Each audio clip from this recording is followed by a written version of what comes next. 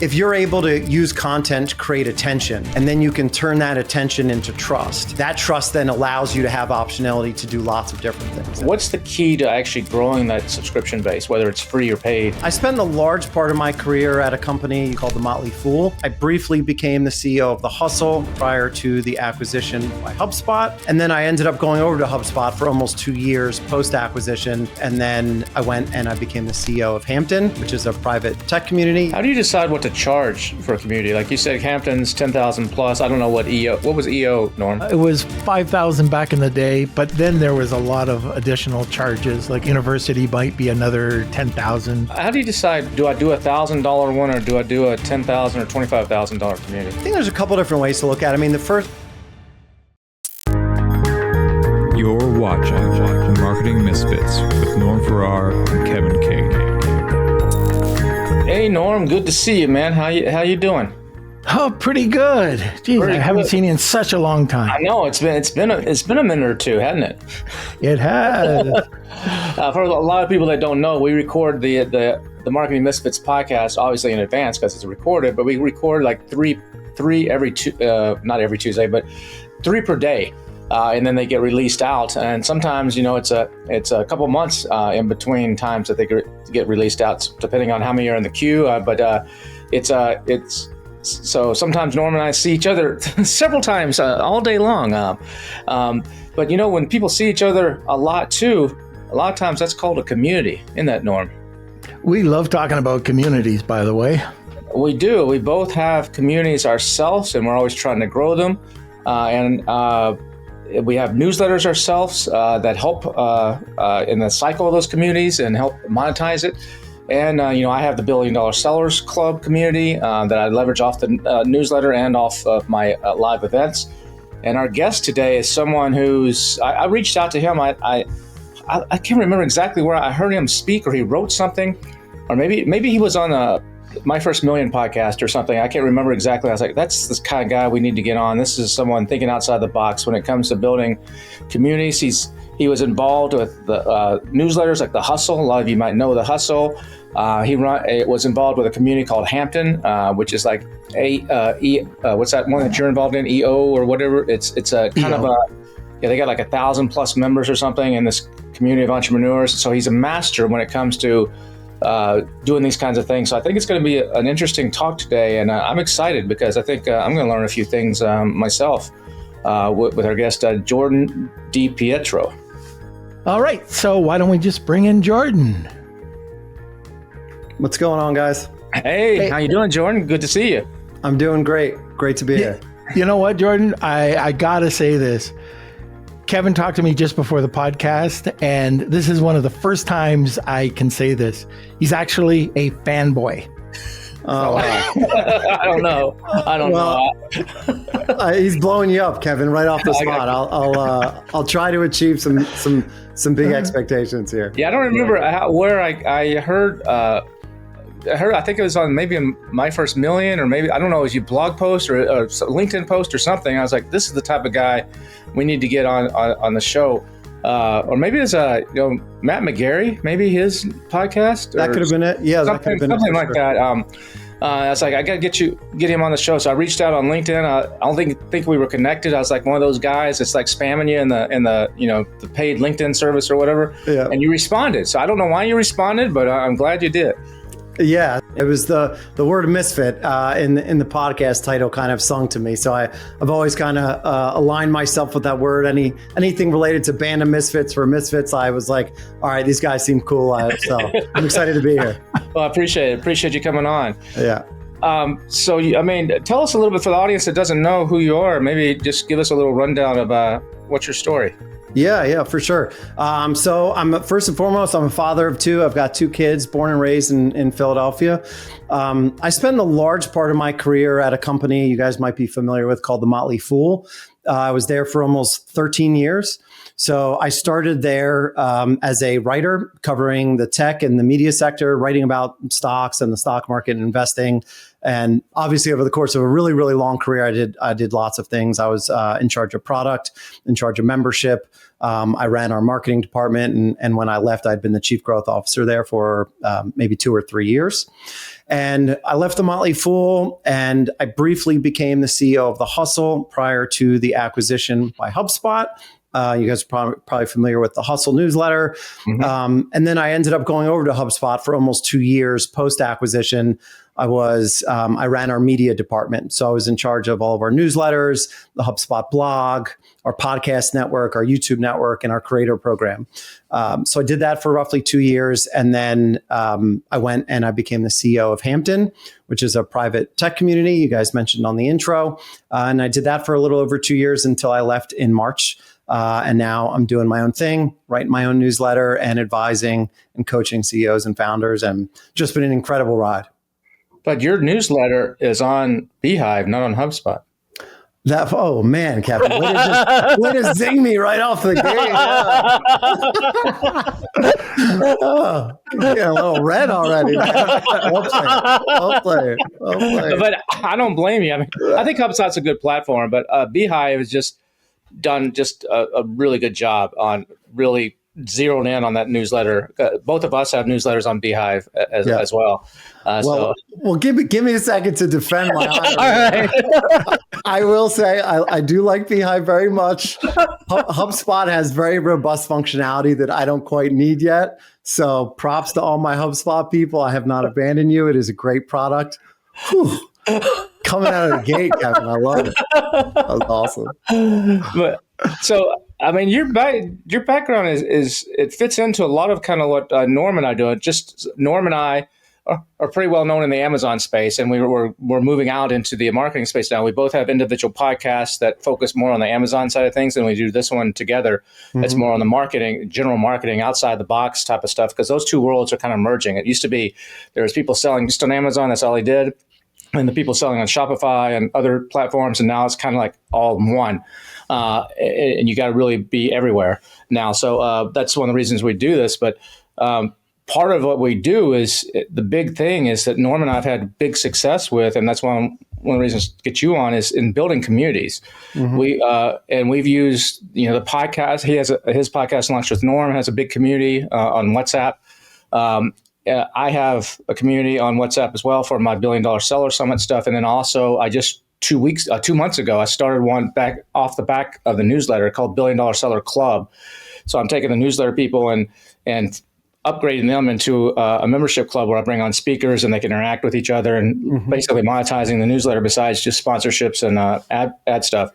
And that's started to go well. But you kind of did with the Hustle. That was one of the early newsletters that came out, and it kind of started that you guys in the Morning Brew and a couple others. And when the Hustle sold for $27 million, it kind of got everybody's attention. Like, hey, we need to do newsletters, and started this whole like shiny object of everybody going towards newsletters and trying to be the next Hustle or the next Morning Brew. Yep. What do you see in that? What's your take now after being in the newsletter space on where that was, where it's is now, and where it's going? And the power of letters. Yeah, I don't think it's going anywhere, to be honest. I mean, people have been saying like email is dead for 25 years or something. I mean, the Motley Fool, we were, sending out newsletters. You guys probably remember when they were called e-zines, Yeah. So it's been around for probably, 2.5 decades now. I don't think it's going anywhere. I do think we're at a point of probably, somewhere near peak saturation, but everything ebbs and flows. I mean, it'll go through a period where, because of really great platforms like Substack and like Beehive and others, it's never been easier for people to create their own newsletters. And that's a good thing. I think overall, it creates more and more content. It also makes it harder for people to sift through and find the content that they want or people that they can trust. But I think that there's always a market for people that have, very unique expertise and experience and points of view. And it might be a point of time right now where it just takes consumers a little bit more to find those people. I certainly agree with you that, kind of post Hustle and Morning Brew, there was a, kind of shiny object syndrome. People had really started thinking, wow, the way to go here is kind of newsletter / content into SaaS product, and then that was kind of the way to go. And I think it makes a lot of sense for many, many reasons, and kind of happy to talk about the Hustle HubSpot acquisition if you guys want, or anything else. But I feel like what's one of the shifts recently, and you mentioned this a little, is instead of just going from content to SaaS, it's now kind of content to community, and I think that's having its moment right now, as exemplified by Hampton, what I was running, and all the communities that you guys are a part of and leading yourselves as well. But the Hustle started the opposite, though. It started as a community and a show, right? And then no, the Hustle started as a newsletter. I thought he actually was doing like shows or some sort of like meetups in California. Yeah, he did do a couple of involved into the Hustle. Yeah, events. Yeah, that's what I meant to say. Yeah, you're right. Yep, no, that's accurate. It did start as some live events. I can't remember exactly how long Sam was doing that, but it did start as that, and then kind of morphed into a newsletter. Yeah, that's correct. And I think, like, honestly, if I look, somebody asked me recently, kind of like, what's been the through line of my career? And I honestly think that the same thing that I was a part of and I did at the Motley Fool is the same thing that happened at the Hustle, is the same thing that's happened in other places, which is if you're able to use content to create attention, and then you can turn that attention into trust, that trust then allows you to have optionality to do lots of different things. At the Motley Fool, we were able to get lots of attention with our content, mainly through SEO, partnerships, paid media. We took that, we leveraged the trust that we built with our audience to then go create subscription products, and then also lots of communities. The Motley Fool we had tons of communities, paid communities. And then we did the same thing at the Hustle. I mean, we were able to use the daily newsletter to get attention. We created trust with the audience, and then that trust was able to leverage communities, particularly in trends, the paid product there, and then obviously the podcast that Sam does with My First Million. So it's like this concept of getting attention, and then can you take that attention and turn it into trust, that allows you to kind of build products and build communities. Yeah, and that's the thing about communities, regardless of where you build them. Let's say it is through a newsletter, and let's say it tanks, but you still have your community. I don't know where this is going to go, but you can bring that over to WhatsApp, or you can bring it over to whatever group that you want. You have a community that, as long as you are the authority figure and they trust you, that it always shifts and it can constantly grow. So the key is to start the community somehow, whatever you want to do. Yeah, I think the awesome thing about communities is that if you have an audience, like if you're a creator or a CEO or an entrepreneur and you're creating content, say to yourself, am I creating content and people are on the other side just consuming that content? And if I stop publishing, does the conversation stop? If the answer is yes to those, you have an audience. And that's great, but that's step one. It's like if you can say to yourself, I'm creating content and the people on the other side are talking back with me, interacting with each other. And if I happen to stop publishing, the conversation continues, then you have a community. And there's so much more value in that because it's not always going to be dependent on just you publishing on your production schedule, which I think everybody would acknowledge at a certain point in time, can become a grind, or you can just become the bottleneck. It will only go so far. And there's a lot of, dependency and kind of key man risk with that. When you have a community, there's just so much more value exchange that goes beyond you, which I think is, like one of the biggest values and why people are so excited about communities right now. Hey, Norm, you'll love this, man. I talked to a seller the other day doing $50K a month. But when I asked them what their actual profit was, they just kind of stared at me. Are you serious? That's kind of like driving blindfolded. Exactly, man. I told them, you got to check out Sellerboard, this cool profit tool that's built just for Amazon sellers. It tracks everything like fees, PPC, refunds, promos, even changing COGS during using FIFO.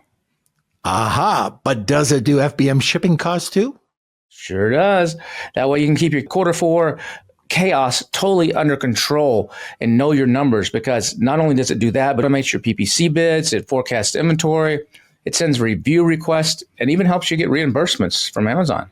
Now that's like having a CFO in your back pocket. You know what? It's just $15 a month. But you got to go to sellerboard.com/misfits, sellerboard.com/misfits. And if you do that, they'll even throw in a free 2-month trial. So you want me to say, go to sellerboard.com misfits and get your numbers straight before your accountant loses it? Exactly. All right. It's interesting that you say that a lot of newsletters started out or evolved to a SaaS, and especially in the beginning. One of the things that Norm and I are using both of our newsletters, and we're going to have a newsletter soon for this podcast as well, is to create that trust and authority. And we're leveraging it not into a SaaS, but into an agency. And we have an agency called Dragonfish, and we do email marketing and AEO services for e-com primarily. And we just launched it recently. And we have a waiting list, just by briefly mentioning it here or there, of like 147 people right now. Yeah. Most of them, over half of them, are highly qualified after filling out a form. And we're able to use that and the power of community too, where we can mention in the community and everybody's instantly like, yeah, we want to go with you guys. And right. I think a lot of people, they undermine the value of actually creating those constant connections, and newsletters are one of the best ways to do that because you have the permission to be in their inbox, and not everybody reads every one, reads every word, but it's that constant. You're constantly in their living room, basically. Yeah, I mean the podcasts and newsletters, I think, are two of the best ways to kind of create trust, with your audience, and again, it's whether it's SaaS, whether it's community. I think the important thing is it gives you optionality to do lots of things. So if it's you want to create an agency, great, you can do that. If you want to have a one-to-one coaching business like I have, great, you can do that. If you want it to be a SaaS product, if you want it to be a community, if you want to sell merch, like it can be so many different things, because when an audience trusts you, like you have earned the right to be in their inbox or to get them to buy, the next product, or to, continue that relationship. So it's the trust is just such a huge unlock, I think, in general in business. Yeah, I've had people in my, I have a separate company, and it works with small Amazon companies that are trying to get out there, trying to grow. And one of the things that we talk about is this community aspect. And a lot of them don't realize that they can have a community. There's just no way I can do that. Like I was just talking to a guy with his knives. They're incredible knives. Mm-hmm. And how can I build a community? So one of the things that we did is we wanted to build out that list. So we got people to go over, have a QR code once they opened up the product, go over, sign up for this lifetime warranty, but you got your cookbook and you've got a 52-week meal plan, which allows us to get into their inbox 52 weeks out of the year. And from that, we've grown that list to about 7,000 people, and he's using that for his product launches. He's now got 11 products. People have already bought the first or second product. And every time there's a new product, well, guess what? These people love the product. They don't have to have some huge discount. They just want to be involved in this community. Mm-hmm. And it's really cool. And now chefs from all over the world are giving us recipes that we can add to another cookbook. We have 2 cookbooks now. But it's just thinking outside of the box to really start. Anybody can have a community, but it just might not be in the traditional sense. Yeah. No, that's amazing. Can you share the name? Yeah, Kuma. Kuma. Cool. Well, as an ex-butcher and someone that spent a lot of times in kitchens, that's awesome. B, I would love to be in a knives community like that. I think we all just underestimate. We all, we tend to think of the things that we're into as, well, nobody's going to want that, or no one wants to hear my opinion on X, Y, and Z. But it's like that's the beautiful thing about creating an audience and then starting to build a community is you're shocked with how many people are into the same things that you're into, or how many people do want to hear your opinion or your point of view. Maybe that particular chef or entrepreneur is like, oh, nobody wants to hear from me about knives 52 weeks out of the year. But it's like, no, there are tons of people that want to, be along the ride with you when it comes to that stuff. So that's a cool story. What's the difference in a community and a mastermind? Like this kind of community that doesn't always have to be paid. I know like Hampton is paid and a lot of them are paid. We have both. Can you explain how you have to approach? Because you have a methodology, I think, called community engine optimization or something like that. But how do you? What's the difference in a mastermind community? Because I used to a lot of times I didn't join communities because I always felt like, especially if they're paid, because I'm going to be providing more value than I'm going to be getting a lot of times. So how do you find that balance, or how do you manage a community or set up a community to actually make sure that everybody, no matter what level they're at, is getting value from it? Yeah, well, I guess first, the way that we used to differentiate at Hampton between a community and a mastermind was a mastermind to us typically revolved around a particular industry or product or singular goal. So people wanting to go from 5 million in revenue to 10 million in revenue, or Amazon sellers, or, whatever it might be, people that want to start their own self-storage units, whatever it is, that those we would consider to be masterminds. And they tended to be a little bit more transactional. You go in with the sole purpose of achieving X, Y, and Z, you obtain that, you kind of leave. At Hampton, we felt like a community was much less transactional, much more relational, and people were going because they wanted to completely improve one big aspect of their lives, whether it was their business or their personal lives as well. They were really going not just because they wanted something transactional, they wanted to build relationships and friendships with people over a long period of time. So it was not just breadth, but it was depth. And honestly, the main way that we did that at Hampton, I think the main way that you do that in most communities is excellent upfront vetting. Hampton was extremely successful because of our members. And the reason that we were successful because of our members is because we had very, very specific criteria of who could get in and who could not get in. And so really everything for us was around curation and vetting. And that was what I think, made us very special. And I think is what makes a lot of communities, whether it's, EO or YPO or Tiger 21 or, there's so many great communities out there. I think it all comes down to vetting.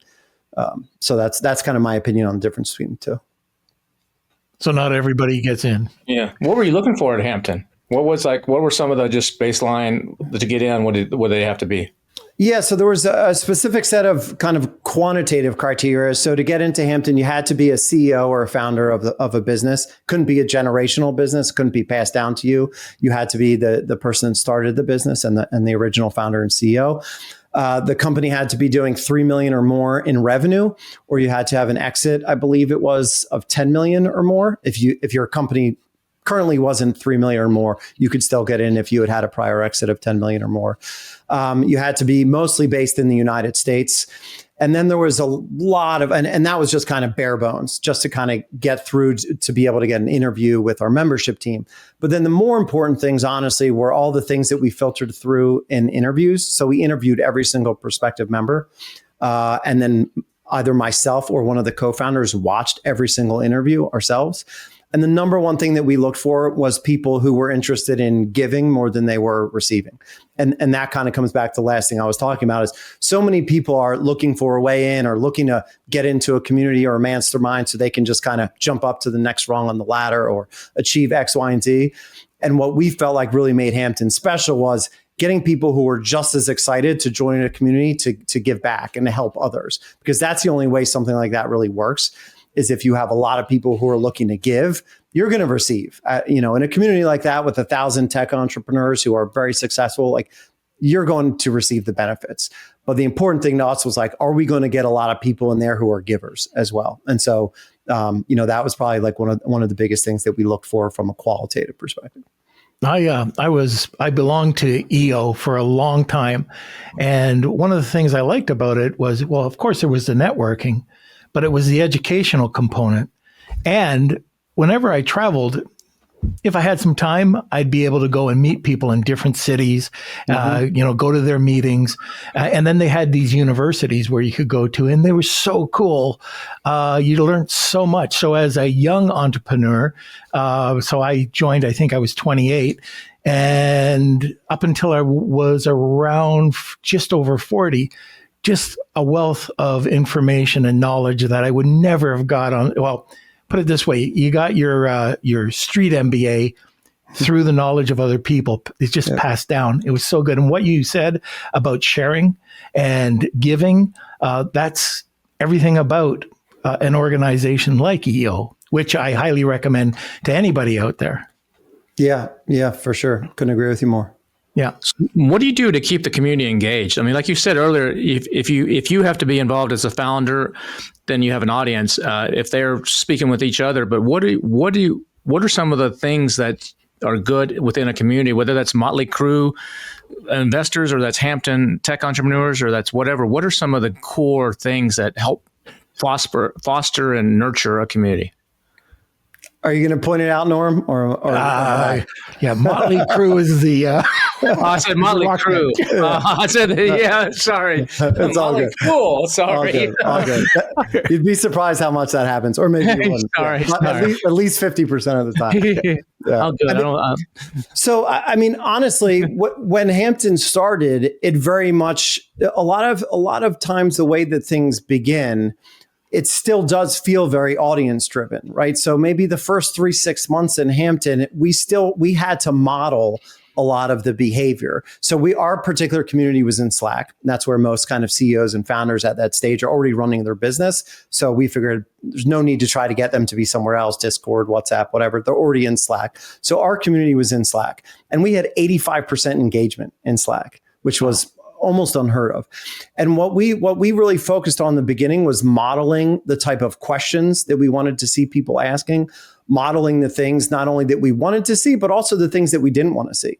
So we had a very, very strict no solicitation policy. Because that's one of the things that kills a community is if you think every time you're going to ask a question, someone's just going to come and start pitching you on their product or their service, you're like, I'm out of here. So we had very strict policies about what you could do and what you couldn't do. And we spent a lot of time kind of modeling that, asking really interesting questions as a team, myself and my co-founders kind of, again, first person doing that stuff ourselves. So if we wanted people to get, for instance, vulnerable about asking financially sensitive questions in the community, we would do that ourselves. It's like you have to start to kind of model the behavior that you want to see and then, create different rituals and ways of recognizing the community as positive reinforcement. So it didn't happen overnight, but I think, probably 6 months in, we started to get to the point where we could kind of look around at each other as a team and say, wow, we don't actually have to be in here anymore. Like the machine is kind of working without us, but it certainly doesn't happen without, being super intentional about it. How important is in real life stuff in a community versus just being in the Slack channel? And what was the first part of the question? What did we do for in real life? How important is in real life IRL stuff versus just being in a Slack channel and talking to each other? I think it really depends on the structure and the product. For Hampton, which was called a $10,000 a year more product that was highly vetted, and you're trying to build this community where people are going to be very vulnerable, very relationship based, then it's critical. I think it's a must have in our opinion. In order to kind of go beyond the transactional of just I need X and you have Y, in order to actually share things that are personal about you, your family, your business, you have to start, in our opinion, you had to start kind of developing relationships in real life. But that was Hampton and that was our product. If you're launching a community that's free, do you need IRL? I don't think so. If you have a community or a mastermind that's, $1,000 and it's mostly around a cohort of people all trying to achieve, one thing or learn about a specific topic, I don't think you do need IRL. It can be more of a nice to have or, complementary. But, I think when you look at the communities that are at a Hampton level, YPO, EO, Hampton, Tiger 20, most of them seem to have a very IRL heavy component to them. Yeah. And they also, if you go into a lot of these groups, they'll have subgroups. So in EO, they have their forums. And their forums are just a group of 7 to 9 people. Like the Toronto chapter probably has, 200 people, 300 people now. When I was there, it was much smaller, but we'd have 9 forums made up. And then you had your own personal board. Right now, it was paid, right? But you could go to their monthly meetings, but once a month, you had to go to these groups, contribute, and everybody was expected to provide information, present once every year. You had to do a full presentation on your business, and then your board members would just rip you apart. But those are the groups that to this day, 30 years later, 30 years later, we're still in contact with each other. If anybody needs any, we're still a forum. Yeah, which is it's incredible. Crazy. It's incredible. But I guess what I'm saying is that when you create a community, it just doesn't have to be one, like a whole community. It could be in subparts. And sometimes that could be, like, I know one group right now in the Amazon space that's just accountability. So you have these groups of people that are put together for accountability. And, I think that's pretty cool. So these groups have other powers other than just getting in there for the main reason why you joined. Yeah, for sure. I mean, I think subgroups and subcommunities can be just as strong or as important as a community as a whole. I think sometimes people get scared or nervous about, should we allow subgroups or subcommunities because they don't want to fracture or, redistribute the content in a certain way. But I mean, I totally agree with you. Hampton does a similar thing. We call them core groups. YPO calls them forums. Everyone kind of has different names, pods, boards. But yeah, I'm in a group right now with 9 guys in Philadelphia who, I adore and love, and we all are super, super tight. And we meet once a month and we talk about everything from our kids and our relationships to our businesses. And that bond and that camaraderie that you feel it's hard to replicate just over Zoom. You'll talk about the Cowboys being the Eagles in there too, right? Yeah, I don't want to. Yeah, I'm not going to give the Cowboys any airtime right now. They don't even deserve it. They don't deserve it. No. So on the communities, I mean, to start a community, Norm and I know somebody that's tried to start this community, and they basically have no authority, no trust. We know this guy that's going around trying to piggyback off of other events and trying to start this, and it's just not flying. So how important is it to have like that leader? Like, I think you said something. Like the founders or the CEOs or whatever are now like the new funnel. You look at Elon Musk. It's like a funnel into SpaceX and all his stuff, or you like him or hate him or whatever. And there's several like that. What do you see along those lines of how everything's kind of changing when it comes to building communities and the importance of founders actually in the marketing and the storytelling and everything? Yeah, I don't honestly think that you can build a community without trust. I kind of look at trust as the primary building block in order to build a community. And then the sub-building blocks of trust, I think, are 3 things. I kind of use the acronym ACE. But you need authenticity, you need credibility, and you need expertise or experience. And I think you need all 3 of those things to have trust, and you need trust to have a community. I don't, can you try to go and piggyback off of other people? Sure, I guess, and maybe that's a shortcut as a way to do it. But when I kind of look back on my career, I think that the only reason that I am able to have like any modicum of success today is because I have 20 years, behind me of kind of building and doing things and failing and making tons of mistakes and learning along the way. And that has been able to build, my credibility as somebody out there in the world. But I don't think I could have short-circuited that. I don't think if I all of a sudden just came out, last week and was like, I'm a business builder and I'm on Twitter and LinkedIn and, I don't think that you're able to get the same semblance of respect and trust without kind of putting in, the work behind you. So what do people get wrong when they're building a community? I think a lot of times people think that they can build a community by just like, if they already have an audience, right? You already have a newsletter or you already have a podcast or whatever it is. I think that sometimes people think it's just a knob to turn or a dial, and it's like, hey, I'm just going to start charging people. I'm going to dump them all into, WhatsApp, Discord, Slack, whatever it is, charge them a lot of money and just kind of like hope that just more of the same will work. And again, as I kind of touched on earlier, I think you have to be really intentional about the programming of it. And you have to be really intentional about starting to make that shift from like a me to you content production to like everybody to each other, because the community works best when it starts creating excess value for one another and everything isn't just, you to them. And I think that a lot of people just think that like, because they have a big audience or, I have people reach out to me all the time and say, hey, I posted this thing in 2022 on Instagram. It went viral. I've got 8 million followers now. I'm going to launch a community. I'm like, it doesn't always just work like that. I mean, you might be able to find success when you first turn that thing on.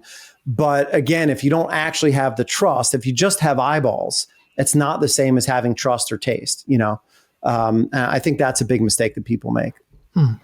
How do you decide what to charge for a community? Like you said, Hampton's 10,000 plus. I don't know what was EO, Norm?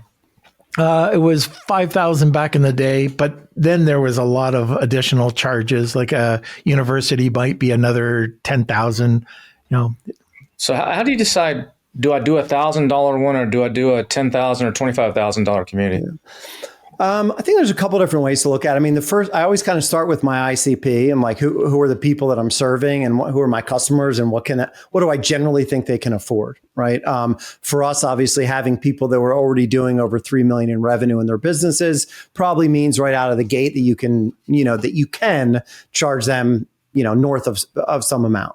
So the first thing I do is I look at my ICP. Second thing I do is I just look at our competition. So when you look at YPO and you look at EO, which are probably two of Hampton's biggest competitors, as Norm said, depending on the chapter or the region or whatever, you might be paying anywhere from 5 to 20,000, depending on some YPO, certain chapters. And so, for us, we thought, okay, well, we're a new entrant. We want to make sure that we prove ourselves to new members. We don't want to go on the extremely high side of that, but we want to be, in the ballpark. And then the third piece is like you have to look at your own features, because it's important to look at your cost structure up front. So for us, we knew that our platform was going to be Slack. Slack's pretty expensive, right? It's a lot more expensive than WhatsApp or Discord or something else. That's a really big variable cost that we were going to have. We also knew we were going to have certain, IRL events, retreats, et cetera. So part of it is just being kind of intimately familiar with your own cost structure and trying to take those three things and put something together. And we changed it a little bit. When I joined as CEO, I think we were charging 5,000. I think the first thing I did was I bumped it from 5 to 10,000. We didn't see even a quarter of a percentage point dip in conversion. That's the first thing that kind of tells you, okay, well, we probably should have increased our prices. And then halfway through my tenure, we ended up also introducing an activation fee of $2,500. So when somebody joined, you paid $2,500, and then you had your annual subscription fee. So you iterate as well, and you look at what other people are doing, and you look at your business model, you look at retention rates, churn rates, what products and features people are using. So it's definitely iterative. How many people does it take to run a community like Hampton? I want to say we had maybe 17 full-time employees and probably a handful of contractors. Okay. Yeah, I've been involved with a bunch of communities. Like, just going back to what you were just talking about, is they don't know their numbers, and you 100% that they're losing money. And they just don't get it. They have to charge more, but they're afraid to charge more. In fact, I've belonged to two groups like this where they were undercharging and they had too much content. So they were over-delivering, and they were losing their members because they were saturating the market with too much information, and they weren't charging enough. They were way under, I would probably say about 75% under the going rate. Which is just crazy. They shot themselves in the foot. So you do have to know your numbers. Yeah. Honestly, this is, of course, a big generalization, but across my career, whether it was the Motley Fool or the Hustle, Trends, HubSpot, Hampton, I feel like you can almost always increase your price some amount without there having a material impact on conversion rates. Now, of course, if you have a digital product and lots of traffic, you can price test, and you can actually see the answers to those things. But I feel like even just the many clients that I have in my own, advisory business, people are always so hesitant to raise their own prices. And then when you bring in a, third-party objective point of view, usually it's one of the first things I'll say is like, when was the last time you increased your price? The answer is almost never. And I'm like, when was the last time you introduced a new feature or a new piece of content or something to your tech stack? And it's like, oh, last week and the week before that and the month before, And so like feature creep and product creep are so real. And yet people are so nervous to increase prices. Are you looking to quickly boost new Amazon product launches or scale up existing listings to reach first page positioning? The influencer platform Stack Influence can help. That's right. Stack Influence pushes high volume external traffic, sales straight to Amazon listings using micro influencers that you only have to pay with your products.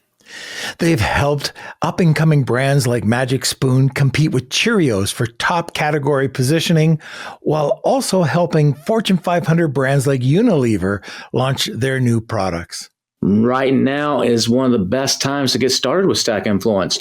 You can sign up at stackinfluence.com or click the link in this video down in the description or notes below and mention Misfits, that's MISFITS, to get 10% off your first campaign. stackinfluence.com. Yep.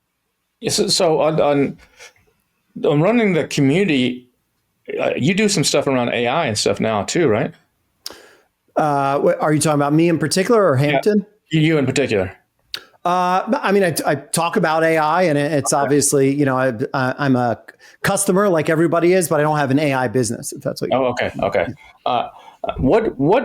What do you think is changing out there in the way, from a B2B and a B2C perspective, in the way we have to market now? What is different versus like 15 years ago when you were at the Motley Fool, and the way you're having to go out and market to get clients, either for your newsletter, for your community, or for whatever, versus now? What do you see as evolved or changed? Man, that's a great question. I think about that one. You know, I think one of the things that has definitely changed is like how important brand and brand authenticity has become, just because there are so many more competitors and everything is so much louder. I'm like 20 years ago, if you, or even 10 years ago, if you looked at the B2B space, everything generally kind of looked the same. You know, you weren't seeing like B2B founders and CEOs on LinkedIn talking about their own personal lives. You didn't see a lot of personality, a lot of edge around B2B sort of companies. Like things were very kind of just black and white, you know, when it came to kind of B2B or enterprise sales and stuff like that. And I kind of feel like B2C has kind of shifted itself on top of B2B now. And now you're seeing a lot of the same things, especially because founders can become so big on their own platforms. And then, you know, like you mentioned earlier, I talk about the founder being the funnel now. It's like founders can have such massive impacts on their own distribution that I've seen just such a blending between B2B and B2C now. And I just think it's become harder, but more important to kind of stand out from a brand, you know, standpoint. I think 25 years ago, the Motley Fool was probably one of the only, you know, financial brands. We had a pretty quirky, irreverent sort of brand in the financial investing space. And now there might be, you know, 30 companies out there that are all, you know, making stock recommendations or trying to provide financial advice. Everything is just a lot more crowded. So I think your brand and your voice and your, you know, how much you stand out is just kind of more important. It was weird. The Motley Fool was almost your go-to brand. Yeah. And I don't know if it was just because of the founders and they're just kind of casual approach, like really they were just kind of cool guys giving advice. Yeah. And, you know, I just remember it always just standing out. That was your go-to. And they were everywhere. Mm-hmm. So I had subscribed to that. I think it was back in the mid-90s. Yep. You know, it was probably around then. I can't remember exactly, but just getting your advice. But that was the one. There were others, but right off the bat, they formed a community. Yeah, so it was two brothers, David and Tom Gardner, that started the company. And they were the epitome of the founders being the brand and the founders being the funnel. They were out there. We had a show on NPR 25 years ago. They were publishing books, like you said. They were, you know, anytime they were on an interview, they were wearing their jester hats and kind of being goofy. And that was the thing that drew me to the Motley Fool in the first place. Was I was like an investing nerd. I loved the stock market. I loved investing. And I looked at my options as a young person. I'm like, well, I don't want to go anywhere on Wall Street. Like, I'm not going to go and fit in at an investment bank. I looked around. I'm like, where am I going to go? There was pretty much one shop. It was the Motley Fool. That was the place to go if you cared about investing in the stock market, but you found yourself to be a misfit or a little different. And they were incredible at that. And, you know, still again, they have continued with that brand. Our vision and values at the Motley Fool was to educate, amuse, and enrich. That was a big part of our ethos, our personality, the way that we created content, the way that we, delivered products was very much wrapped up in the brand. So are you seeing that entertainment and selling are merging together? Like with TikTok and a lot of the social media with social selling, are you seeing a big movement that way where, like you just said, the Motley Fool was on the cutting edge, whereas the amuse part of that 3-part equation, now that may be entertain or shock or something along those lines? Yeah, for sure. Look, I think everything that video has done in the last 10 years or so has really accelerated that. Look at obviously what Mr. Beast has been able to do with, casual shock and entertainment and pranks, and able to turn that into a, several $100 million business with, food and beverage and merchandise and everything else that he's accomplished based off of, pure entertainment. I don't think it's always easy anymore to do that because, again, the trick is taking the eyeballs or the entertainment. It's almost like the eyeballs today were the page views of, 20 years ago. You still have to be able to take the page views or the eyeballs, the entertainment and convert it into trust with an audience if you want to have a sustainable, long-term business. But yeah, it's harder and harder to stand out, and so entertainment is a key part of, I think, building trust and getting the eyeballs in the first place, right? So leveraging what Kevin was just asking, what do you see the trends are right now for growing the community?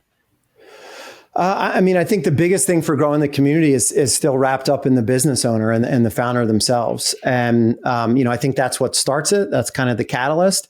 And then I think, one of the things that we did well at Hampton, and I think the best communities do, is your biggest sales pipeline has to come from your existing members or customers. They do a large majority of the selling for us.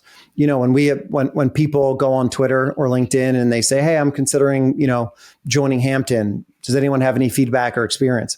As a team, we don't have to go and run and jump on and say, "Hey, we'd love to talk to you about it." Like, our members jump on and they answer questions for us.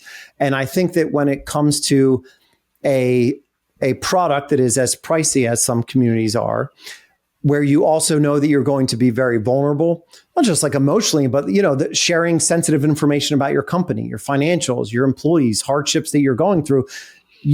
That is a very, very hard decision. It's a high friction decision, and so you need a lot of, it's one thing to see testimonials on a landing page. It's another thing to speak with current members and current customers. So for us, the members themselves are the biggest sales channel. I think that's true in a lot of the best communities, whether it's like YPO or EO as well. Haven't heard. I'm not saying it hasn't happened, but I haven't heard of a community actually having an exit. The Hustle sold to HubSpot for all those millions of dollars. And then is there a community? Have you seen an instance where a community actually was gobbled up by somebody else? Because of the community aspect, they wanted that community and that, that audience, or it's not an audience, it's a community, that community.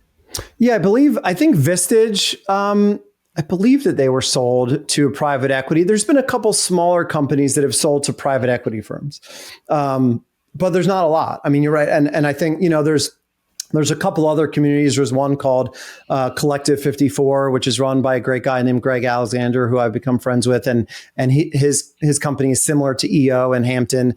They focus on founders and entrepreneurs in the services sector. He's got a great company. There's companies that focus more on corporate. So like World 50 is another very successful organization that focuses on people in the C-suite and Fortune 50 companies. But there's been a couple, I think one or two, that have had exits, and they've mostly been to PE firms. In the marketing to get people to join a community, what's a couple of the biggest emotional triggers you gotta trip to get them to join? Not about the money, or not about what are a couple of the biggest emotional triggers that all the marketing pretty much needs to have, no matter what type of community it is? Yeah, that's a good one. I think FOMO is definitely a big one. I think when we told people they were thinking about joining Hampton, hey, these other 5 people that are in similar industries that are maybe doing a little bit more than you're doing in revenue, just join Hampton. That's a pretty powerful message of like, you think Keep up with the Joneses. Yeah, there's that like, element to it for sure. I think it's highly aspirational as well. And of course, scarcity. So I think the fact that we really back this up, you can't just say it, but we denied probably 50-60% of the people who applied to Hampton. And that is a powerful, powerful message. I think that's something also that people get wrong. You had asked earlier, Norm, what are some of the things people get wrong? That's another thing is like, look, if you're going to let in anyone because, you care about the revenue and the growth of your business, that's fine. But you can't then run around saying it's exclusive and, there's only X amount of seats available, X, Y, and Z. At Hampton, we really did probably only take 2 or 3 out of every 10 people. So it's, there's some real scarcity involved. So when people were accepted, they were like, man, it was a different sort of feeling and decision than if they thought, well, everybody just gets it, You'd probably also have to target the 5 levels of awareness, right? A lot of people don't know about you at all. You were talking earlier about word of mouth, FOMO, but there's a lot of people that you want to attract to your community that might be a perfect fit, but they've never heard of you. So I guess you got to slap in the 5 levels of awareness and start marketing out that way. Wouldn't that be right? Yeah, I think we were really lucky because, in the first year, Sam Parr, who is the co-founder of Hampton, has a big following, of course, because of the hustle and My First Million. So I think, there was some wave of people that joined because they were already familiar with him and his brand. But after that, yeah, you're exactly right. We would, if we were doing cold outbound or outreach to people, it might take them 6 months to end up joining because maybe they would do a little research. Then of course people are busy, they've got other things going on. They forget about it. And then, maybe you hear us on a pod. We launched Hampton's own podcast called MoneyWise. So then maybe they hear about Hampton through MoneyWise. And then also we have a newsletter and a blog. So we're creating content that way. So yeah, you've got to continue to kind of create awareness at the top and the midpoints of your funnel if you're going to, get people to convert at the bottom for sure. And that stuff takes time too. MoneyWise, is that the one where people break down their monthly expenses and stuff? Yeah, that's where, I spend $300,000 a month and this is what I'm paying. And here's what I did with my money when I exited. Is that the one? Exactly. Okay. Yep. Yeah, that's cool. It's a cool look underneath the hood and with transparency. And I can see how that would attract that audience. That's cool.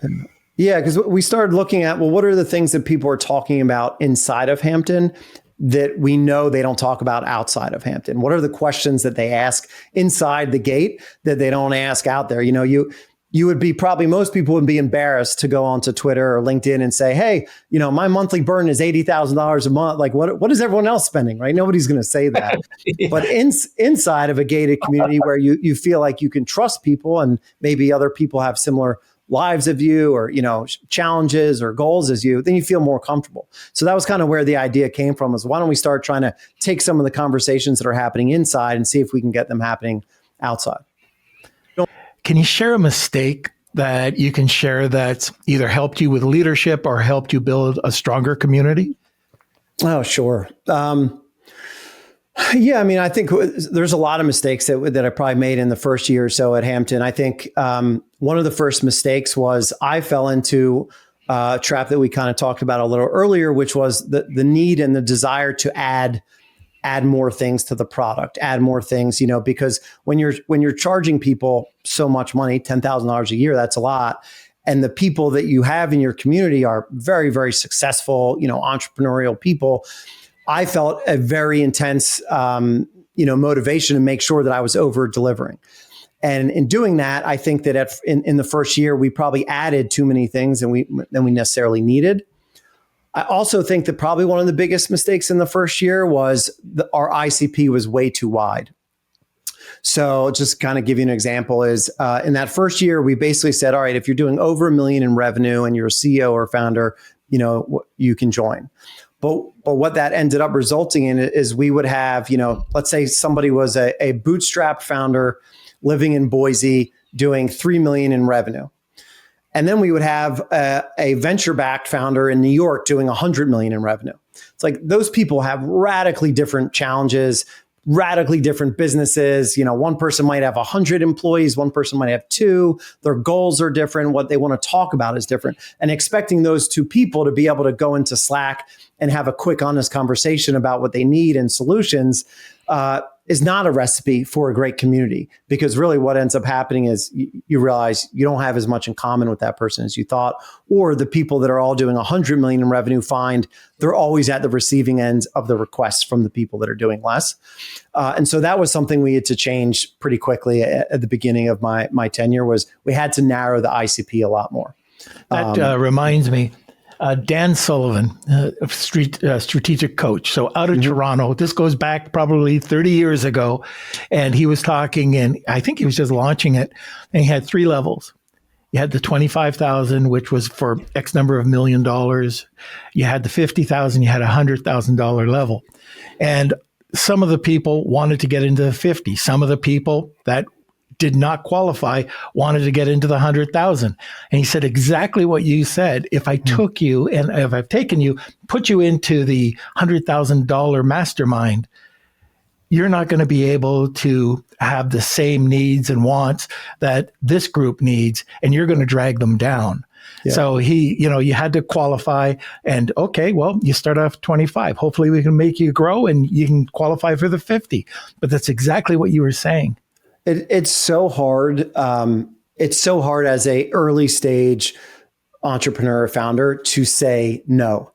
When someone shows up, knocking at your door and they want to give you money for your product or your service, and you're early, it is almost impossible to say no. It takes an insane amount of discipline. I think discipline and focus are the 2 most underrated things when it comes to early stage founders. And it took me a while to figure that one out, but once I realized, hey, we have to start saying no. Yes. Is it hard to say no to, someone that has a $300 million super sexy business that might be famous and blah, blah, blah? Yes, of course it is. But are they the right person in our community? They're not right now. Doesn't mean that they can't be in the future, or that maybe at some point down the road we have tiers or we go up market or whatever it might be. But man, it is really hard to say no. But that would definitely be a huge mistake in learning that I had in the last couple of years. Yeah. I want to circle back to one of the things that we talked about at the beginning a little bit more on the newsletter side. You were at the Hustle, you said, for a couple of years. What would you say someone that's actually doing newsletters or doing that, what's the key to actually growing that subscription base, whether it's free or paid? What are some of the key things that you think are important to focus on? I think the 2 things that kind of stand out to me, and these are things that I don't think have changed honestly that much in my career. And the same is true of podcasts. It is a game of resilience and consistency. It's like you don't typically start a newsletter or a podcast and 6 months in, you've got, 50,000 subscribers or 50,000 downloads. Like you've got to do it for the love of doing it, because it's probably going to take you at least a year or 2 to get to a point where you have enough subscribers that you're getting a feedback loop that tells you, oh, this is fun. People are enjoying this. You really have to do it, I think, because you love it. I don't know if that's been your guys' experience with the podcast, but that's been my experience. It's like you have to do it because you love doing it, because it's going to take a while. I think the other thing is just collaborating with other people in the space. So I think, the more that I collaborate with other people who have newsletters, I'm fortunate I have a lot of friends and entrepreneurs and peers that have newsletters. The more I try to help them out with my content, or sending them stuff that I think would be helpful, or showcasing them in my newsletter, or commenting on posts that are important to them, the more that they do it back to me. So it is a pretty collaborative game, and I think that's kind of always been important with newsletters and podcasts. What about on the Hustle though? What did they do to actually grow? They did a lot of Meta ads and stuff. And what was there really? Was it referrals from other entrepreneurs saying, hey, you got to do this? Or was it the incentive program, like refer one person, they get this? Or was it mostly Meta ads and being really creative with some of the ads that, they did? Yeah, I mean, honestly, at the time, it was. I mean, it was a unique time for Facebook ads. I think, I don't know what the stats would be, but man, at least 50% of the growth, if not more, was really off of Facebook ads. And I do think there was that time period where referrals were really big for the Hustle and companies like, Morning Brew and stuff like that. But yeah, man, Facebook ads and those days, I think, are, they're gone. I mean, the rate at which you could purchase subscribers off of Facebook ads was it made the ROI so insanely attractive. But I think those, that's been gone, I think, for probably, I don't know, at least 4 or 5 years now, probably. Hey, Kevin King and Norm Farrar here. If you've been enjoying this episode of Marketing Misfits, thanks for listening this far. Continue listening. We've got some more valuable stuff coming up. Be sure to hit that subscribe button if you're listening to this on your favorite podcast player, or if you're watching this on YouTube or Spotify, make sure you subscribe to our channel because you don't want to miss a single episode of the Marketing Misfits. Have you subscribed yet, Norm? Well, this is an old guy alert. Should I subscribe to my own podcast? Yeah, but what if you forget to show up one time and it's just me on here? You're not going to know what I say. I'll buy you a beard and you can sit in my chair too. And you can go back and forth with one another. Yikes! But that being said, don't forget to subscribe, share it.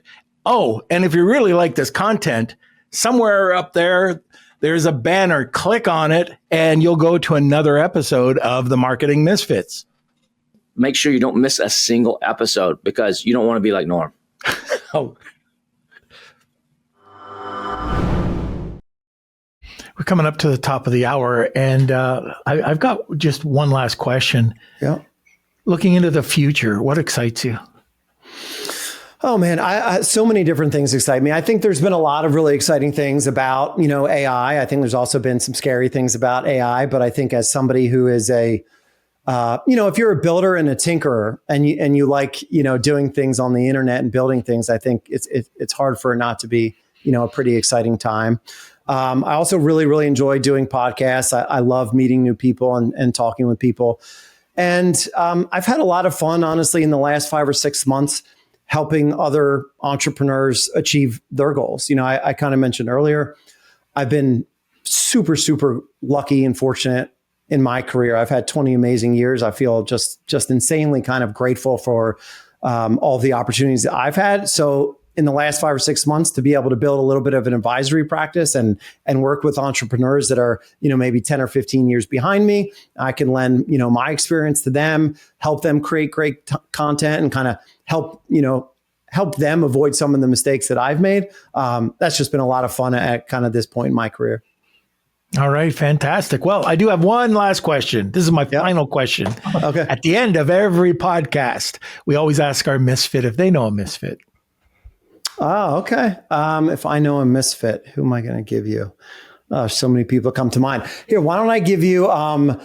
Let's see if he listens after you embarrass me with that HubSpot comment in the beginning.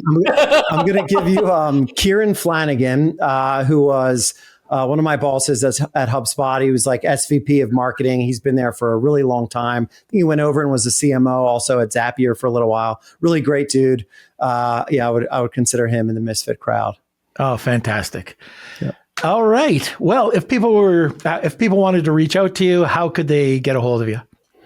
You can find me JordanDiPietro.com. It's got my newsletter, all my contact info, and info on my coaching as well.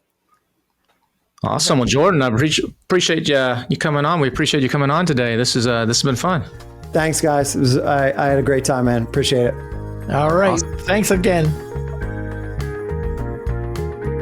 There, I almost missed my button. Yeah, you hit your button. You're getting good at this after 80 or 90 episodes or whatever we've done now. So we just got to keep doing it. That's what he said, Norm. We just got to keep doing it. And one day, we'll have more than 3 listeners. Yeah, like that Dumb and Dumber. My mom, your mom, and my brother and my chef. There'll be, we'll have 5 listeners. That's the key. That Dumb and Dumber quote. There, you mean that I have a chance or whatever it was? Yeah, I know Still what you're talking about. Yeah, exactly. No, the podcast is growing good. You're getting, what'd you say, hundreds of thousands of views on some of the TikTok clips and stuff, right? We got a lot on TikTok. Yeah. So it's growing good, but we count on you guys that are out there listening to help us grow this. So if you like this, make sure you subscribe or share this episode. If you know someone that enjoy that's trying to build a community or maybe a newsletter or something that enjoyed this talk with Jordan, share it with them.